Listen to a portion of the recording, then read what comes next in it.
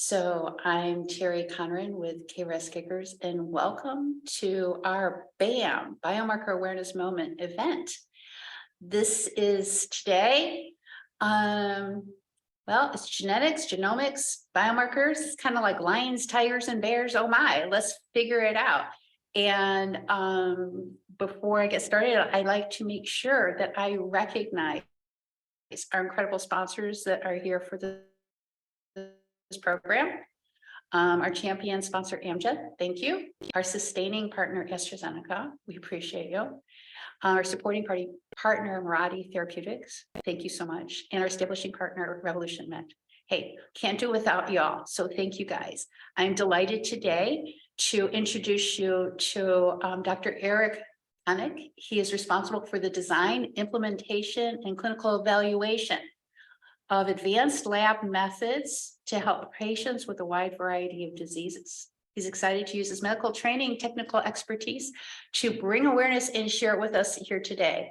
So thank you for joining us today, Eric. And let me just give a shout out. If you do not want to be seen on camera, if you are in the witness protection program, or just for whatever reason you're having a bad hair day, feel free to shut off your camera. Otherwise, this is going to be out for public view. So there's your warning. And thank you for joining us, Eric. Hey, nice to see you. Hey, great. Great to see you, Terry, and welcome everybody. Thank you for showing up today. Should I start my screen share? Do you want background or anything else? Yeah, let's see. No, honestly, I think we've got so much to cover. And by we, I mean you have a lot to cover, and I have a lot of questions. And we're going to keep it to an hour because I know you got to drop. So let's just hit it. Okay, so you should be able to see my messy desktop. And oops, don't need to start at the end, should start at the beginning. All right, so you should, so there's my handles down the corner. So on Twitter and LinkedIn. So, and all right.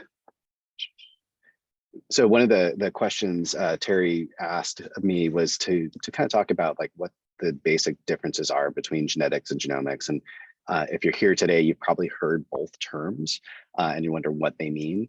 And they're related and they're similar, but have vastly different meanings. And so genetics, is the study of genes and their roles in inheritance. And so what you have to remember is that we all have genes. We have a lot of the same genes. Some people have some more genes, some people have a few less genes, but what those genes do is those are the information that tell our cells who we are, and we can pass part of our genes onto our children and grandchildren, things like that. But the way they work is basically we have DNA, that's the main genetic material, and then we have to have a working copy. And so that's called transcribed into RNA. And RNA is kind of like a temporary molecule that can do all kinds of different things. But at the end of the day, what RNA does is it makes proteins, and proteins make all the things that you see, so all your skin and your hair and everything else, that's all protein. And that kind of makes you who you are. So there's this translation of information. And so genetics is the study of that. And on the right-hand side there, this is kind of, I don't know if you go back to like junior high or maybe high school, I think a lot of people have learned about, hereditary in peas from Gregor Mendel, over a century and a half ago. And you can mix different kinds of peas, and sometimes you'll get green ones, and sometimes you'll get yellow ones and crinkly ones, et cetera. And, how that information is passed from the parents to the offspring, that basically is genetics. And so we can do that with peas, we can do it with flies, we can do it with humans. And so that's, that is genetics versus genomics, which is more what we do when we're studying like all the person's genes, not just one gene that determines hair color or something like that, but that all the different interactions. And then on top of that, how do those interactions work with the environment? Because our environment influences our genes and what kind of proteins we need, that type of thing. And so that can lead to complex diseases.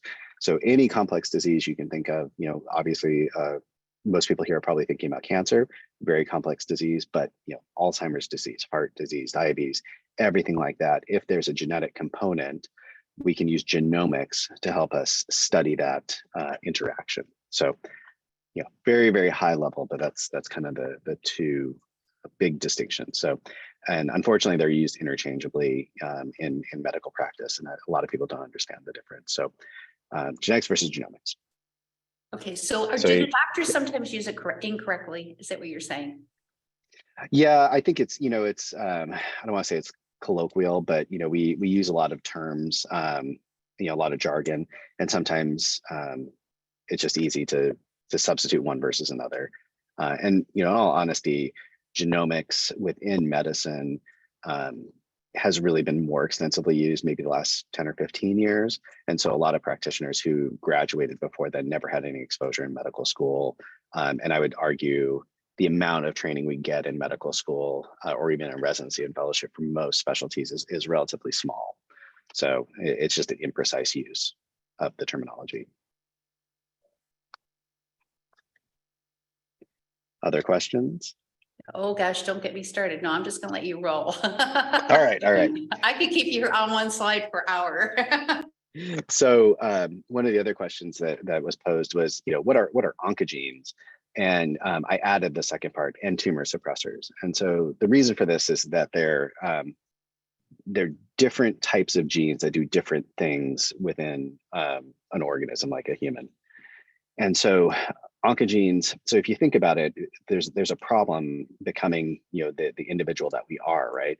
So we all start out as a single cell, right? Every single person on this call started out as a single cell. There was an egg, there was a sperm, they came together, and that is where you started. And you have to go from that single cell to a trillion plus cells, right? That's walking and talking and learning and can do all kinds of incredible things. But not only that is that, our cells are constantly dying, and, our skin is being, subject to UV radiation. So we have to get rid of the cells that are quote unquote bad and bring up new cells. We have to have blood cells that turn over all the time, so we're able to oxygenate our brains. So, these two problems of you have to go from a very small thing to a very big thing. How do you do that, right? And how do you do that within 9 months, right, during gestation? And so there are basically genes that their whole function is to encourage growth and development and differentiation of cells, so that that one cell, one of the daughter cells of that someday is going to become your finger, another one's going to become the hair shaft, and all these different things. They all have the same DNA. Everything's exactly the same, but they look so different. And so those genes have been termed proto-oncogenes, and basically their whole job is growth, development, and driving that forward. And so one of the problems is that these same genes that we absolutely need in order to become who we are, if there's a mistake that's ever made during our lifetimes, and it's the wrong type of mistake in that particular gene, that can cause that protein from that gene to misbehave. And you can see here kind of on the right, so this idea of, here's like a skin or something like that, where you have cells in a very specific organizational pattern, they do different things. And then, a cancer is basically one of those cells has gone rogue and is just growing for growth's sake, right? It's not respecting all the rules that all the other cells are. And so a lot of those genes have been termed oncogenes, and we've known about them for over 100 years. And one of the things that's important to know is basically you just need one mistake in that gene for that particular protein to behave badly. And those are called oncogenes. And that would be the mutation part. Is that correct? Yeah, and the mutation it's a term that we've used historically, but we're trying to get away from because it has a lot of negative connotations, right? So in the setting of an oncogene, you may say a mutation, that's appropriate, but we're trying to get to this idea of that there's variations or genetic changes, basically. So, but again, mutation is kind of in the lexicon. So Okay. even I use that. So is it fair to say that the term mutation, medically, you're kind of trying to transition to the term oncogene? And so, and me, I don't know, when I hear mutation, I think Teenage Mutant Ninja Turtles. I know I'm dating myself, and it may very well be why, like, they're kind of like trying to steer clear of that until we get, oncogene turtles. Yeah, well, and I think so an oncogene is just like a class of genes. It's not really a change in the genetic structure, if you will. And so, a variant is kind of that's a change in the genetic structure. So a variant can have no effect. It can be benign. It can be, a mutation that causes a bad effect. So in the setting of something like KRAS, so you have a a single mutation that causes that particular protein to be overactive. So that's kind of appropriate. Where it gets hard is that we do have these inherited cancers that we may or may not be able to talk about today. But when you think about that, I don't. It really isn't fair to say that you have a mutation in your BRCA gene, because that's something you inherited from your parents. It's there because of biological processes. There's kind of that negative connotation. So it's not like somebody made a choice to have that particular change in their genome. But so anyway, there's some consideration of how this impacts how people feel about their particular situation and their children, and so on and so forth. So Okay. again, we're still in development there. Okay, and you use the term variant. So Yes. we see a lot on our report, the variant of an unknown significance, VUS. Yep. Is this a good time to kind of like hit that? Yeah. So I don't have anything that really particularly talks about it, but there are so variants are just changes in the genetic sequence. And so some of those variants, we know lots of people have them. They just happen to be benign. Like we've studied them backwards and forwards, and there's no increased risk of disease. And sometimes those are actually beneficial changes. And so we can call those single nucleotide polymorphisms, or SNPs. And so those are things that are just common in the population. Everybody has them, millions of them, literally, and benign. Then we know there are changes in the genome where they potentially could have bad consequences. So, there are certain mutations in like BRCA1 and BRCA2 increase the risk of breast cancer, ovarian cancer, pancreatic cancer. And those things we often term as pathogenic. So there's data that supports that. And then and the technical definition is if we're the top 5% of things that we're sure cause disease, those are pathogenic. The bottom 5% that we know don't cause any disease are benign.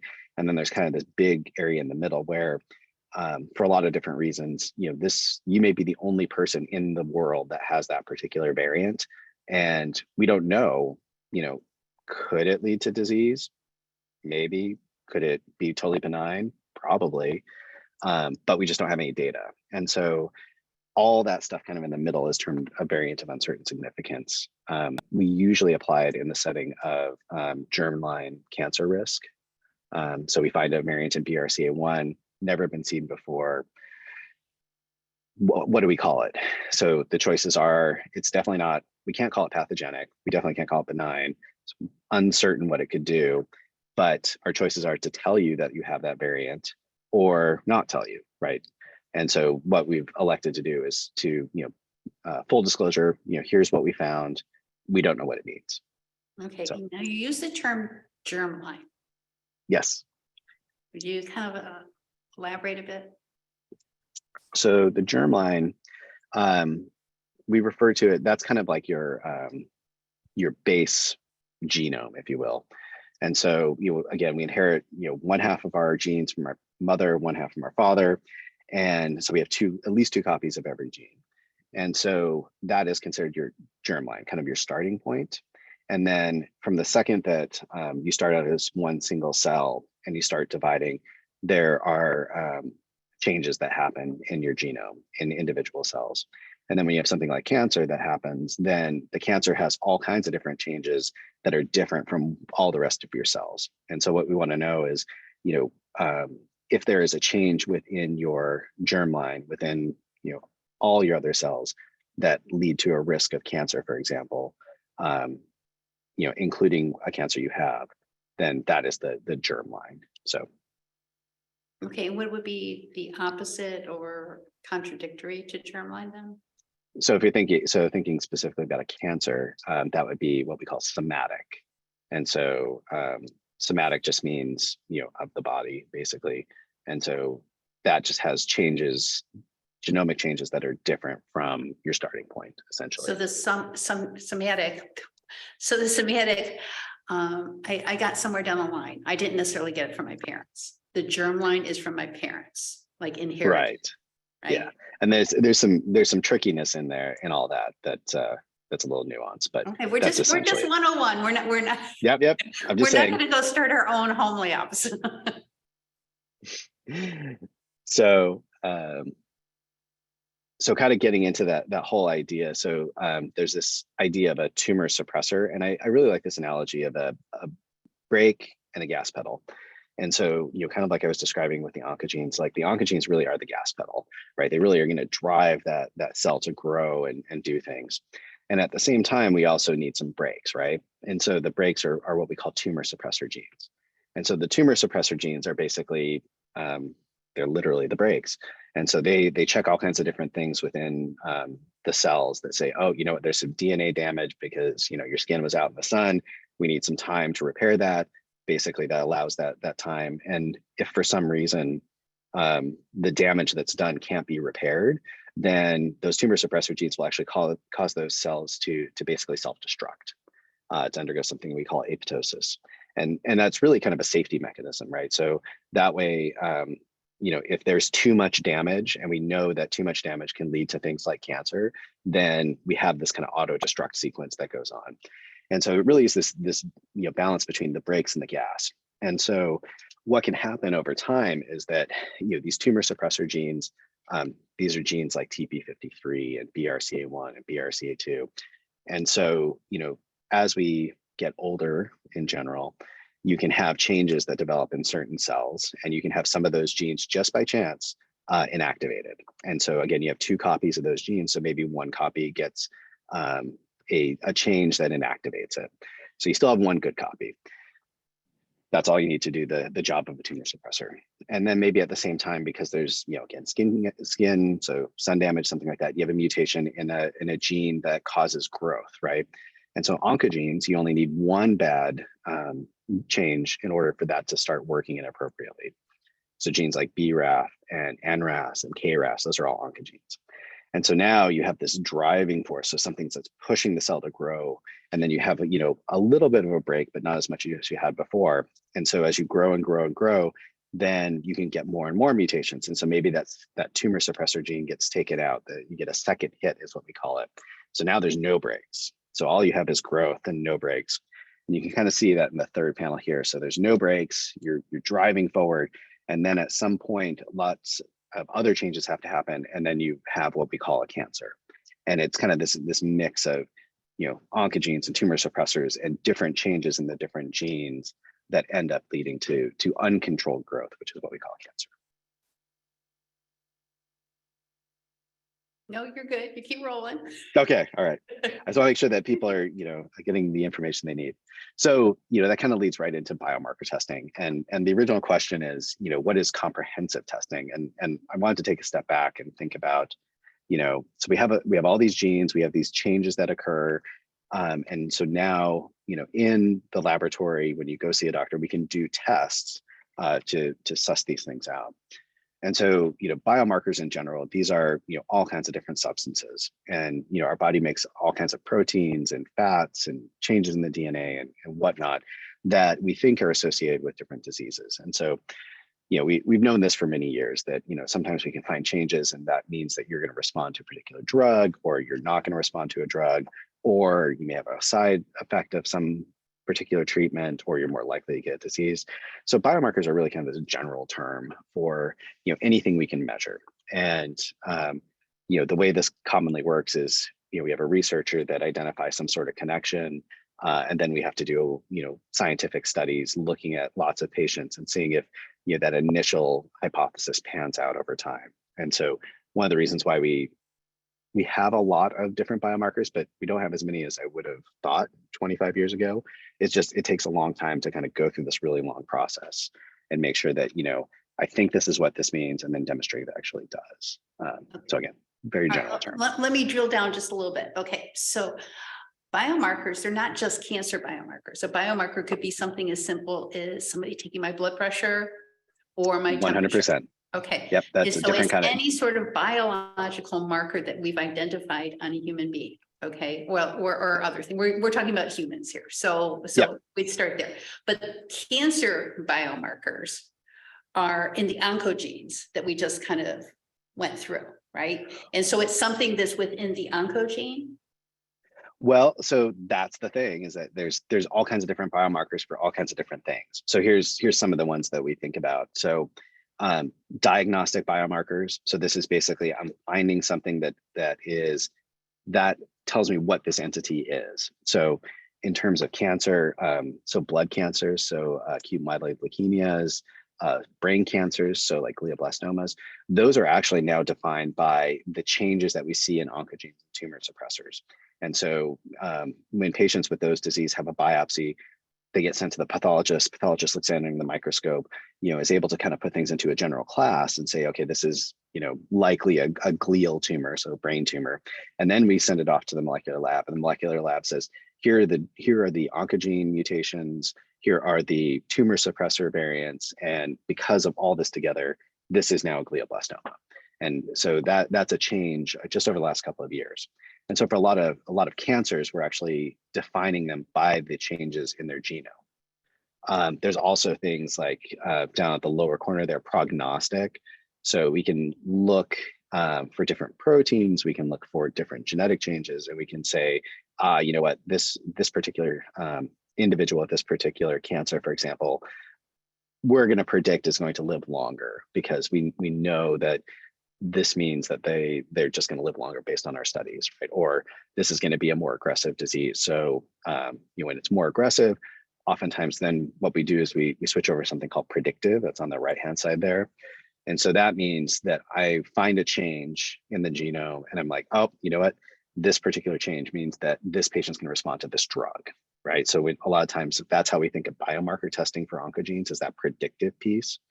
But there's all these other things that are really, really important. And then in the thing that's kind of coming out, we do it in lots of other diseases now, but we're starting to do it more and more in cancer, is that monitoring. So we've been doing monitoring for different protein molecules for a long time. So CA-125 in ovarian cancer patients, it's a marker that those tumors secrete into the blood, and we're able to say, there's more tumor, there's less tumor. Is the treatment? If the treatment's working, there's going to be less of that marker. If the treatment isn't working, it's going to be more over time. Prostate-specific antigen is another one. So, all these different things that we're using these for. And so that, again, where it gets complicated is that, we're oftentimes focusing on that predictive piece of it in cancer, but there's so many other uses for it, for different biomarkers in different settings. Okay, and so using just the term biomarker just means it's some sort of a measurement device on a person's biology. And some of them are going to be telling us monitoring and prognostic, how I might possibly do based on something. And so really kind of so it wouldn't be fair to say you have to make a decision based on one particular thing. It's a combination of the group, kind of like, so the way you have it presented is like, I'm thinking about, looking at a piece of bread. And it's like going through and pulling out each individual section. Now, maybe there's sesame seeds on it, maybe there's percentage of wheat or almonds or whatever, right? There's different yeast and stuff. But each one particular thing isn't going to tell you everything. You kind of need to look at the whole piece. Am I anywhere Exactly. close? No, I think that it's a really good way of thinking about it. And that's why the other part of it I want to kind of throw out there is this. You may have heard the term the practice of medicine. Right. And I know a lot of people joke around like, well, why are you practicing? Like, shouldn't you know what you're doing? And, the reason that we use that particular term is because, we have all these different biomarkers. We have the patient in front of us. The patient maybe, has all their family considerations, their work considerations, psychological considerations. They have a treatment and everybody responds a little bit different to treatment. And so you kind of have to take all these pieces of information, including like all the biomarkers, and they're biomarkers that we have a fairly good idea of what they mean and how we're going to be used. But then we have all these other things that we monitor, and you don't necessarily know because that patient in front of you is absolutely unique, and that combination of factors is absolutely unique. And there are things and things you don't know, and things you don't know that you don't know, right? And so you have to say, okay, right now at this particular time, this moment in space, we have to make a decision. And based on all this information and my experience, this is what we need to do. Or, here are 2 options or 3 options or whatever they are, and then make a decision together. So that's kind of the where it gets really complicated, where you're kind of thinking, I kind of feel like it's like, 5-dimensional chess or something like that from Star Trek, where you have to think in all these different ways and then make a decision, because you can't be paralyzed by not having all the information you would absolutely want. So Right. And the decisions will change based on the person and their lifestyle considerations or whatever. Right. Well, and again, the next time you come in, something may have changed, in your work life, or biomarker may have changed in an unexpected way, and then we have to adjust based on that. And so these things are very, I want to say it's a very dynamic process. And so again, integrating all this information and deciding what to do, it's going to be it's a challenge, and it's going to continue to be a challenge, and it's going to increase in terms of complexity over time because we just have more information coming at us. Well, and as I should say as you start looking at stuff more regularly and acquire more of the data, okay, there's going to be less of the VUS, variants of unknown significance, because as they start pulling the information together, because you're able to drill down the same way that, a microscope today is considerably better and more specific than it was 50 years or 100 years ago. Right. Well, it's interesting to think about, and I don't know if, like I said, I don't know if we'll get to the inheritance thing of it, but there are literally, so every possible change within the human genome that's compatible with life exists in at least one person in the world today, just because we have so many humans out there and there's so much variation. That's the prediction. And so the problem is that if you have a variant, so like I have variants in me that no one else in the history of humankind has ever had. And so is there any way that I'm ever going to be able to tell whether or not that particular genetic change is a pathogenic variant or a benign variant? And odds are one of my two kids has it.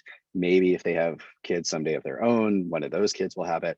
But in order to get enough information, we're talking hundreds of years of reproduction and study and things like that to really say, okay, did that one change in Eric's genome that we identify, does that mean disease? And so it's such a daunting challenge that for a lot of these things, like in all honesty, I still predict like in 250 years, we'll have VUSs in one way or another. There'll be fewer, but we'll still have them. Well, I don't think I'll be around in 250 years. I think I'm pretty confident about that. Okay, but that being said, okay, you're also comparing basically fingerprints to fingerprints. Okay, and so when you're pulling the information together, that's part of like where all this data acquisition is, and where we started identifying things like PD-L1 and KRAS G12C and G12D and all those sorts of things, right? Is by being able to pull that information and say, oh, this is this common source, this common thing, or this common theme, I guess I should say. So we can start going down that way. And exactly. even though two may not be precisely alike, that's where we're looking at the data. And so that's how, okay, I'm gonna kind of circle back to like clinical trials and research and stuff, because that's kind of how you're able to assess if a patient is like applicable, if it's applicable for them to be joining, say, a clinical trial, because you're trying to scope in on one particular thing. It's not personality issues. Not that we don't like you, it's that this isn't a good match for you. Okay, for whatever reason, because it's not going to be comparable, right? If we're looking at oranges to conclude an apple, it's not going to work. Yeah, in clinical trials, it's especially important to be very narrow in terms of the question. And so, it may even be as narrow as like this particular mutation and this particular oncogene is all that we want to include. And if you have one that is slightly different, we don't want that, because that isn't the hypothesis that this drug is going to work for. And so those inclusion and exclusion criteria really, that's why sometimes they're very, very specific, is because of the mechanism of that particular treatment. So, and other times it can be a much more generalized treatment. It can be like any alteration in gene X, right? Because we know it has something to do with the gene, but it doesn't maybe matter the very specific change. Right. So, It could just be all again, people that have blue eyes or something, right? Because it's exactly, a general right. thing. Just because everybody has a unique fingerprint doesn't mean you're the only person with blue eyes. Exactly. Yeah, there are commonalities, and then there are things that are absolutely private or unique. So, okay, cool. This is kind of like I remember this from residency when I saw this in the New England Journal, where we had this patient who was presented there in the picture on the left that those are all melanoma tumors all throughout their body, and they identified a biomarker, BRAF, that designated a treatment, and you can see the picture during that patient's treatment. You can see all those tumors have shrunk dramatically. I mean, if you look closely, you can still see masses, but this is a treatment biomarker, right? So this is oftentimes what we're thinking about when we think about cancer. which kind of leads into this idea of comprehensive testing. And I put quotations around it. I'll kind of get to it. So when we think about genomics, there's basically the single gene testing model. And so that single gene model is basically, we know that there's some association with gene 1. So this is like in the late 90s, early 2000s. So we're just going to test gene 1 for that particular variant. And then, but at the time we may have not known there are other genes that are involved. So we don't test for them. And then what happened maybe about 10 years ago, a little bit more, is that we would take one sample and we test for, we know there's a lot of different variants that matter. Maybe these 2 gene alterations matter more.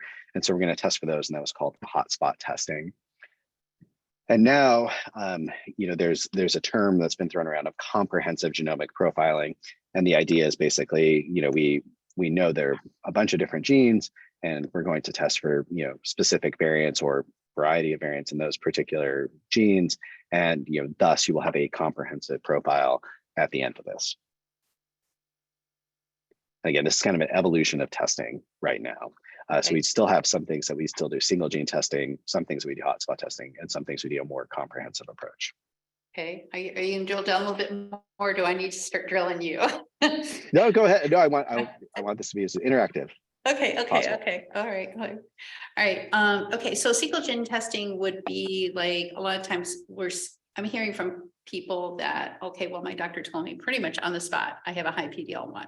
Okay. Would that be, now I know that's more of like it's an IHC, right? And so it's not quite the same thing, but it is a biomarker.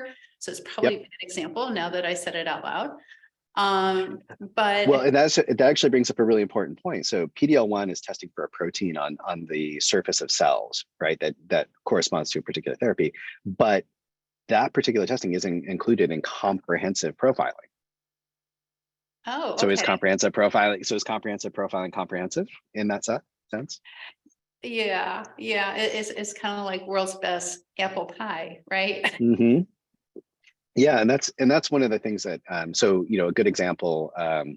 So if we go back 15 years when we started testing for KRAS, all we knew about were mutations in KRAS codon 12 and 13. They're the most common, and that was what was understood.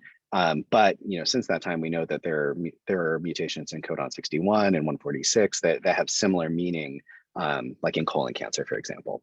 And so we've gone from that single testing model where we were just looking at those 2 codons. And at the time, we didn't really care, what the change was. We didn't care if it was a G12D or a G12C or G13C, because it didn't have the same connotations that it does now. Versus moving to a hotspot. Now we know, okay, now we're going to tell you if you have a G12V or an R or a C versus a Q61. And so those, because they matter now. And then comprehensive is maybe we're able to identify things that we haven't seen before. Okay, and so if I say, oh, my doctor says, yes, I have had comprehensive biomarker testing. I really need, it's a perfectly valid question to say, please tell me what that includes. Yeah, and so this is actually a cool analogy that I found. So if we think about ourselves as watermelons, why not? So if you think about our whole genome as a watermelon, so that is 3 billion letters in our genome. And so we get one copy of each of those from our parents. So we actually 6 billion letters that make up who we are. And that encompasses only about 20,000 genes. But we don't do whole genome testing on cancers or on most patients these days. Sometimes we'll do exome, mostly like on pediatric patients who have like some kind of abnormality where we're trying to figure out what's going on. But even if we're doing what's called an exome, those are just the coding parts of our genome that make proteins. That's only about 30 million bases. So it's about 1% of our total, still about 20,000 genes. Okay, that's great. But what are we doing when we're doing comprehensive testing is we're doing a panel. So even though it's comprehensive, it's still a panel. On average, they're somewhere in the 3 to 5 million base pair range, somewhere on 10 to 15% of our genome, right? So we're excluding the vast majority of this, let alone all the other stuff. And then we're only testing somewhere in the range of Some places are less than 100, some are 1,000 genes, and there are some differences. But what I've noticed is the things that are most important that we know the most about. So again, KRAS kickers. So we know a lot about KRAS. Like KRAS is pretty much on every oncology panel that's available. I don't think I've seen one that doesn't have it. But more rare genes where we don't understand what that means, those are going to vary more between individual panels. So again, this idea of comprehensive testing, it's a great marketing term. But again, this is just focusing on genomic testing, and it's leaving out all those other biomarkers that really, PDL1 is a perfect example, right? So PDL1 isn't included in the definition of comprehensive genomic profiling. And so you have to, again, it's one of those things where, the terminology is somewhat helpful, but it can also give you a false sense of security that, oh, they already tested for everything, but they may have left out the biggest biomarker of all for that particular condition. So will my doctor know what comprehensive testing I should or shouldn't have done? And is that a bad question for you? No, I mean, it's a good question. And I'm going to skip forward a little bit. I'm trying to find my, okay, well, I'll just kind of march along. So, this kind of gets to my point that, when you're testing comprehensive genomic profiling at this point, means DNA, maybe RNA. It depends, but there's lots of other things. So there could be cell-free DNA, there can be DNA methylation, there can be transcriptome is one of the things we call it, proteins, different types of regulatory elements. So there's all these different things that aren't included in comprehensive. So a lot of these aren't prime time at this point, but we're studying. Probably the closest is going to be cell-free DNA, and then proteins we've been doing for decades. So, and there's all kinds of different ways you can measure that. So like sometimes you can do like, saliva or blood or urine or stool, but, there's lots of different biomarkers. Let's see, this is more about tissue. So here's kind of the thought is, so there's comprehensive genomic profiling, which is, looking at the DNA, maybe RNA, but we have to look at all the other things too. And so, like I said, proteins definitely are being used all the time, RNA to some degree, and then cell-free DNA. So when you're thinking about it, at least those are probably included for most patients. So this was your question, right? How do I know if I've got the right kind of testing? So just a couple of things to set the stage. So lots of different mutations in oncogenes occur in different cancer types. So the same mutations in lung cancer, the same as we see in colon cancer, the same ones we see in breast cancer, and there's lots of overlap. At the same time, the proportion in the different cancer types is different. So lung cancer will have higher rate of KRAS mutations. Pancreatic cancer will have even higher rate of KRAS mutations. Breast cancer, very, very low, but it happens in all of them. So we have to know, okay, what's the spectrum in this particular disease? What's more common, what's less common? We also know that some therapies are approved in certain cancer types. Some therapies don't work in certain cancer types. So there was early data with KRAS G12C and colon cancer. Didn't seem like that particular inhibitor therapy was working well in the first set of 13 patients. But really what it comes down to is what is the standard? And all the oncologists out there should be practicing at the standard of care. And so how do we figure out what the standard of care is?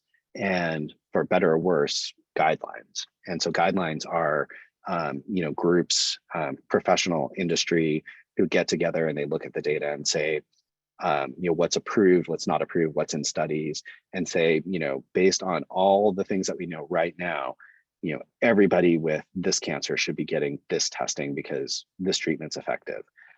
Or this one's kind of developing, maybe we'll look at that next year, or here's a bunch of stuff that's experimental and we don't think adds value at this point, but we'll continue monitoring. And then the other things you have to think about, so those are kind of emerging biomarkers, and then clinical trials is a whole different ballgame. And so that's where, we have a hypothesis that's pretty far along. We're going to try this in different patient groups and see how it responds. But, at the very least, standard of care. So I'll just give a couple of examples real quick. So this is colon cancer. So colon cancer, we have a bunch of different types of mutations that are common. KRAS is one of them, PIK3CA, SMAD4, PTEN, BRAF. So, half of all mutations are basically KRAS and BRAF and NRAS. If we look at lung cancer, it depends on, what type of cancer you have. So there's one called adenocarcinoma, one called squamous cell carcinoma, and then a bunch of others. And the mutations differ. So it's all lung cancer, but in adenocarcinomas, we have lots of KRASs, but in squamous cell, there's virtually no KRASs, but there's lots of PIK3CAs. So you have to know, what does it look like under the microscope? What are the likely mutations? And that helps you decide, if testing for things is really important. So PIK3CA amplifications are 35% in squamous cell, and they're 2-ish% in adenocarcinoma, right? So it makes less sense to test for PIK3CA, more sense in squamous cell if we have a treatment. Breast cancer has been studied extensively, all kinds of different mutations. We see it in different subgroups of breast cancer. So again, this subdividing, we have a lot of information on breast cancer. So we know there are lots of different types. They have different mutations, but there's overlap. So the PIK3CA in this particular type, there's a lot of them. There's fewer in the liminal B, there's fewer in this HER2, there's fewer in the triple negative. So again, you kind of have to know all these different pieces. Then on top of it, you have to know how we're going to use it, right? So there's that prognostic. So how patients are going to do, predictive, can they respond to treatments?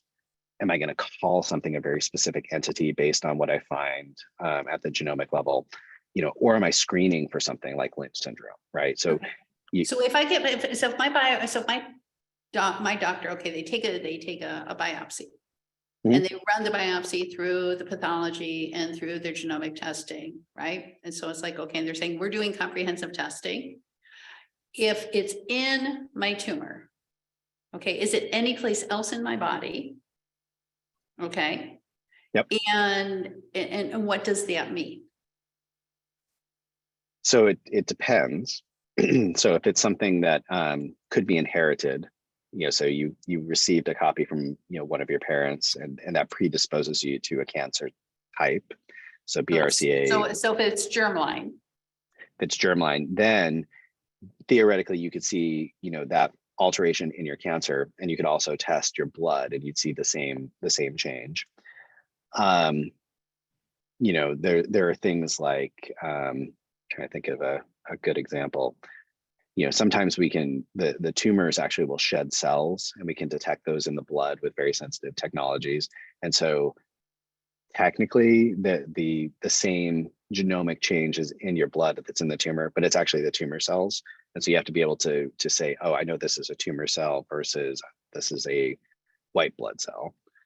And then just to add, even more confusion. So TP53 is a tumor suppressor. It's mutated in something like 70 some odd % of all cancers. And as we get older, our blood cells just pick up mutations in the same gene. Doesn't mean you're gonna have blood cancer. It's just a phenomena of aging. And so you can actually find the same mutation in your blood cells that's in your cancer arose totally separately and really important to your cancer, has essentially no significance in your blood cell. Right. And so that's where, having somebody who's in the laboratory and understands the medicine is able to say, here are the possibilities, and this is what this means, right? You can't just take it as on face value that this is something bad, I guess is the way to think about it. Okay. All right. So there was a lot of information. Okay. So the ctDNA, where they were taking a liquid biopsy. Okay. And whether they're doing it in, and I'm just going to speak in general terms, okay? Because we know it's not definitive, okay? Yep. It's not predictive, okay? And it's not 100%, right? We don't know it, okay? But there's it may not be what's actually going on inside of the other parts of your body. Yep. Okay. Well, and it is going to be, let me rephrase that. It's going to be representative. So basically the cell-free DNA is just a mixture of all the DNA from all the different cells in your body that are basically undergoing apoptosis. So they're undergoing controlled death, or in the case of a tumor, they're just dying because they outgrew their blood supply. That's something called necrosis. And so all that DNA kind of goes into your blood, and it gets chopped up into little pieces by the same things that basically protect us from viruses. And then those pieces of DNA are really rapidly go to your kidneys and are passed out of your body. Within a couple of hours, that those chunks of DNA are gone. And so if I sample something right now in somebody, it basically represents what's gone on all of their body the last 2 hours. And so you can imagine something like, if you have somebody who did like an extreme marathon or something like that, right? So they really pushed all their muscles to the limit and their muscle cells have broken down and they're dumping out muscle cell DNA. That's what I'm going to detect in their blood for that period of time. Whereas, somebody with a really large tumor, I may be able to detect, DNA that's coming off that tumor. Conversely, if somebody has a really small tumor, then it's not going to be producing as much DNA. So, it may get swamped out. It's kind of like a signal to noise problem. And so we see this, that there's all kinds of ways you can get false positives. There's all kinds of ways you can get false negatives. And it's not false, it's biologically real, but your interpretation differs. Okay, and does that have anything to do with like the percentage that I'll see on a tumor? Like it'll say like KRAS is like 23% of my tumor. When I look So are you talking about tissue testing, or you're talking about cell-free DNA I'm testing? saying either way, okay, because it's like we get back their reports, and sometimes it's been dumbed down for the below you, right? It's been dumbed down for the doctor. Now it's being dumbed down again for the patient. Pardon the terminology, but I don't know what else to call it. And they've dumbed it down so much, and then all I see is it says 22.7% KRAS G12D or something, and it's like, does that mean anything, or does that mean nothing? So in without other context, you can't establish what it means. And so if I'm testing a piece of tissue, so somebody's had a biopsy, there are cancer cells in that biopsy, but there's also all the other normal cells. So there's all the blood vessels, there's all the inflammatory cells, there's all the fat cells, there's all the other pieces in there. And those cells have the same DNA that the tumor cells have, just with those few differences in the tumor cells. And tumor cells on average may have a couple thousand to a couple tens of thousand genomic changes that are different from every other cell. And so if I just happen to, so a lymph node, that's all your immune cells, like kind of packed in really tight together. And if there's one tumor cell there and 99 just normal lymphocytes in there, that percentage you get is going to be 1%. Okay. And if, let's say, somebody's been given chemotherapy and kills off all those cells, so now I have one lymphocyte and I have one tumor cell, now that same percentage is 50%.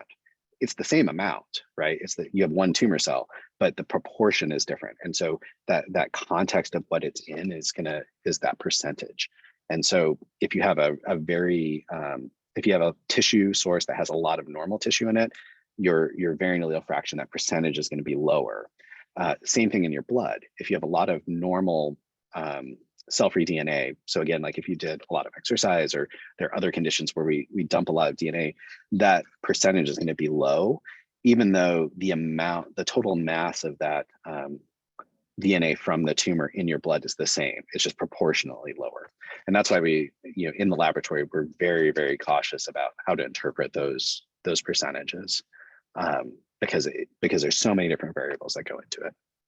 Okay, now is this okay? I've been told it's a blueberry muffin. Okay, so if my tumor is a blueberry muffin, okay, and somebody and they come in, of course, it's like microscopically a blueberry muffin, right? You can stick a fine needle in it, they get a sample of it. You may be able to tell it's a blueberry muffin. You may get 100% blueberry. Okay, you may get 50% blueberry. You may just be able to detect that there's blueberry, but it's not necessarily indicative of the percentage of blueberry to other stuff inside of my muffin. 100%. That's a great way of thinking about it. Okay. All right. So in that, does that apply to just within the tumor, and does it vary from tumor type to tumor type, like whether it's lung cancer, colorectal cancer, what have you? It varies from tumor type to tumor type, and it varies within the same individual depending on where that sample is taken from. And so, there's just a lot of, so basically I think of every tumor is different, and how it's going to behave, and when it stops behaving to all the rules that all the other cells are going through, you can have all kinds of different percentages. And so I've seen pediatric tumors and brain tumors, those tend to be on the really high end because they're almost pure cancer. There's just nothing else there. And then, some colon cancers, pancreatic cancers, those are just, individual cells kind of mixed in with everything else. And those tend to be really, really low. And then everything else is in between. But it's really, one of the important things I do with my job is I look under the microscope every day and I say, this particular cancer, oh, the cancer is in this upper right-hand corner. That's what we're going to test. And all this rest of the stuff I need to get rid of because I want to know what's in that clump of cells. And so that's a really important part of the process that we haven't been able to replace with physician pathologists at this point. So, all right. So if I was to have, okay, I don't think there's any way, I haven't seen anybody doing this. Let me put it this way. Okay.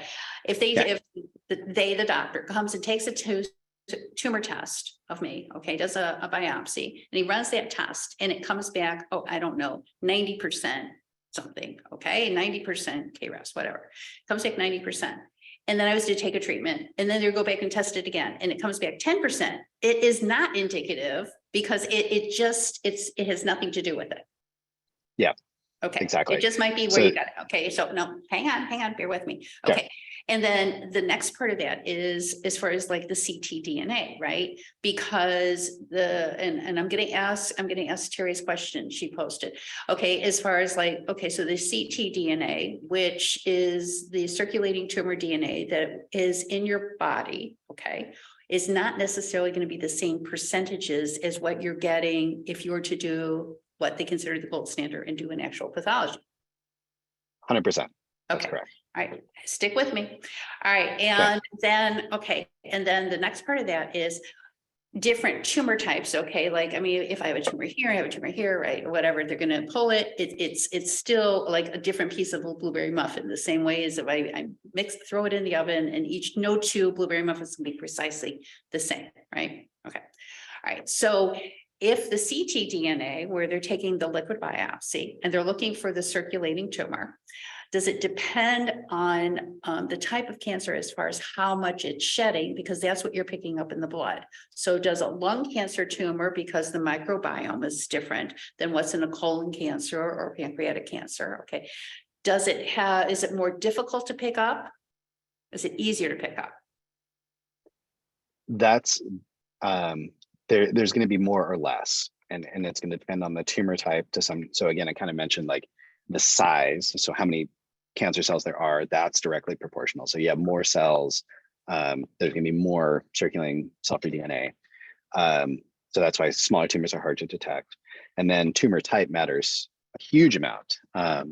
So one of the tests that we do in our lab is for prostate cancer. And prostate cancer, for whatever reason, in people who have that metastatic disease, there is so much cell-free DNA, it's ridiculous.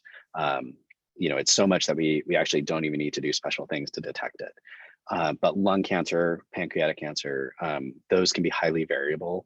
And again, the smaller the tumor, the harder it is to detect. And we haven't worked out all the different factors, but you can imagine that we know that sometimes that if we treat people with chemotherapy, for example, you'll see an increased amount, and that's probably related to the cells dying. But we don't necessarily know for sure. So again, this is all things being equal, okay, because I'm going to pretend that we can just create, right? That's what the whole hope is, like in research, right? Is that you make things as close as you possibly can. So all things being equal, if you have the exact same size tumor, okay, lung, colorectal, pancreatic, gynecological, say, I don't know, ovarian, okay. Mm-hmm. And let's just say that they're all like equal, but the equal size is equal as they can be. Are they going to be equally easy to find or difficult to find in a liquid biopsy? The data suggests that it's going to be different. So there's just different amounts of DNA that are released by a lung cancer than a pancreatic cancer. And so given the same size, you may have more or less. And so it's going to be, potentially more challenging or less challenging. So lung cancer is a little bit, because I've heard that lung cancer is more difficult to identify through that than it would be like, say, colorectal, and that's why like they monitor like the CAA and such in colorectal cancer. Exactly. Well, and the other part of it is for a lot of different cancers, we have other biomarkers that we know how they perform. We've used them for decades, and they're part of the armamentarium the oncologists use. And so even when, I suspect cell-free DNA will be used for some cancers and not others, but we'll probably still use things like CEA or 125 for some patients at least, because it's a good biomarker in some people. Okay, well, I can see we're coming close to time and Yeah, oh, geez. I want to respect, I know, and he's like, wow, and I didn't even make it like through what, a third of your slides maybe? Yeah. Well, I want to, before we leave, I just want to, this is why guidelines are important. So I'm using Okay, breast cancer as an please. example because we have the most data on it. So there's some things we test in all breast cancer patients. So we test HER2, which is a molecule that says whether or not patients will respond to Herceptin. And then we look for estrogen receptor because there's a treatment. And so in the early 2000s, there's kind of a baseline level where a lot of labs were testing for it. But then we published these guidelines in 2007, and immediately you see this huge uptake. So we went from 200 labs to 600 labs across the country. So there were at least 600 labs testing, but they weren't testing for this particular biomarker, but the guidelines changed. And then as different labs started adopting the guidelines, we started seeing that increase a little bit more. And then we had other hormone receptor guidelines published in 2010. The next year we saw the same thing. And so this is why, so guidelines are really gonna drive it. And so again, the place to start is, if you wanna know what you've been tested for, you talk with your oncologist, but the place to start is, NCCN guidelines, professional guidelines. And then for all the other cancer types, we actually have things that we can test in any cancer because they've been shown to have benefit. And so even if somebody has a cancer type that doesn't have great guidelines for testing, these three still apply or four. And so at the very least, all cancer patients should be evaluated for these is kind of my opinion.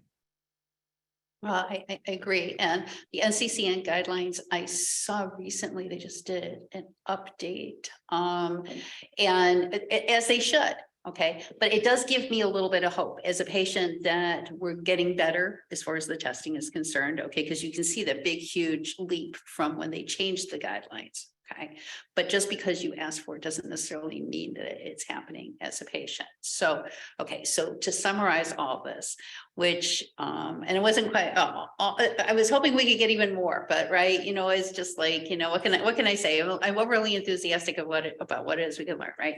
Okay, so, but to oversimplify it all, there's genetics and genomics. One is inherited, and one is what's happening inside of your body as it potentially mutates or changes into a potential tumor. Okay. If we're doing comprehensive biomarker testing, comprehensive is going to be defined by whatever it is testing that they did. And so there's no such thing as you've been tested for every single thing. Okay. And so the only way you know what you've been tested for is to get a look at your full report and getting the full report. And is it valid for a patient to ask for that? Oh, 100%. Yeah, the law is that you absolutely have access to any data that is yours. So it is illegal for somebody to say you can't have it. Okay. If it is your testing. Okay, so ask for your full report. Take a look at your full report. If you don't understand your full report, that's okay. All right, because wherever you got your report from, there's a place on there you can contact. And we're going to circle back on getting a little bit deeper into this, into the biomarkers and understanding it. Okay. And so with that, I'm going to thank you today, Eric, for joining us and kind of getting through all this. And it was a big hunk of elephant for us to kind of like try and bite off in an hour, right? But we may have to have you like circle back in order to kind of like finish the last half of this as we kind of like split out the distinction between the two.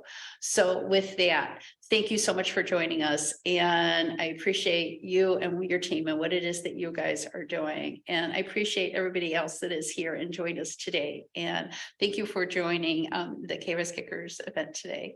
Thank you all. And stop. Thank you, everyone. Have a good week. Okay, thank you.